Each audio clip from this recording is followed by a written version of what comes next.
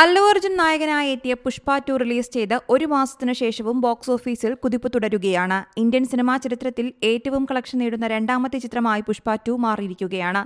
Baahubali 2വിന്റെ record മറികടന്നാണ് ഈ നേട്ടം സുകുമാർ ചിത്രം സ്വന്തമാക്കുന്നത്. ചിത്രം ഇതുവരെ 1831 കോടി കളക്ഷൻ നേടിയിട്ടുണ്ടെന്നാണ് നിർമ്മാതാക്കൾ പറയുന്നത്. ഇപ്പോഴിതാ അപ്രതീക്ഷിതമായ പ്രഖ്യാപനം നടത്തിയിരിക്കുകയാണ് ചിത്രത്തിന്റെ അണിയറ പ്രവർത്തകർ.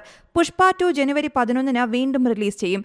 സംക്രാന്തി പ്രമാണിച്ചാണ് ഈ റിലീസ്. ഗെയിം ചേഞ്ചർ അടക്കം റിലീസുകൾക്ക് ഭീഷണിയാണ് പുതിയ പ്രഖ്യാപനം എന്നാണ് വിവരം. ഡിസംബർ 5-ന് പുഷ്പ 2 റിലീസ് ചെയ്ത സമയത്തില്ലാത്ത 20 മിനിറ്റ് രംഗങ്ങൾ പുഷ്പ 2 റീലോഡഡ് എന്ന പേരിട്ടിരിക്കുന്ന റിലീസിലുണ്ടാകുമെന്നാണ് വിവരം. എന്തായാലും അണിയറക്കാർ ഈ കാര്യം സ്ഥിരീകരിച്ചിട്ടില്ല. നിലവിൽ 3 മണിക്കൂർ 25 മിനിറ്റാണ് ചിത്രത്തിന്റെ ദൈർഘ്യം. ഇത് 20 മിനിറ്റ് കൂടി കൂട്ടിയേക്കും എന്നാണ് വിവരം.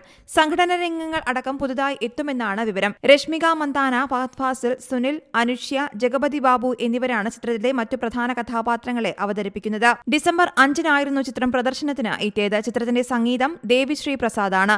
മൈത്രി മൂവി മേക്കേഴ്സാണ് ചിത്രത്തിന്റെ നിർമ്മാതാക്കൾ. ബോക്സ് ഓഫീസിൽ 2000 കോടി എന്ന ലക്ഷ്യത്തിലേക്ക് അടുക്കാൻ പുഷ്പ 2 റീ റിലീസ് നിർമ്മാതാക്കളെ സഹായിച്ചേക്കും എന്നാണ് report. News desk C Malayalam news.